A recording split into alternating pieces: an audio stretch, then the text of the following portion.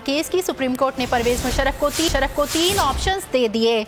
आपको बताएं कि संगीन गद्दारी केस में चीफ जस्टिस ने रिमार्क्स दिए कि परवेज मुशर्रफ खुद पेश होकर बयान रिकॉर्ड करवाएं, अगर नहीं पेश होते तो स्काइप पर बयान रिकॉर्ड करवाएं, स्काइप पर भी नहीं करवाते तो उनके वकील बयान रिकॉर्ड करवाएं। मजीद तफसीलात जानते हैं बोल न्यूज के नुमाइंदे तैयब बलोच से। जी तैयब बलोच, मजीद क्या रिमार्क्स दिए गए हैं?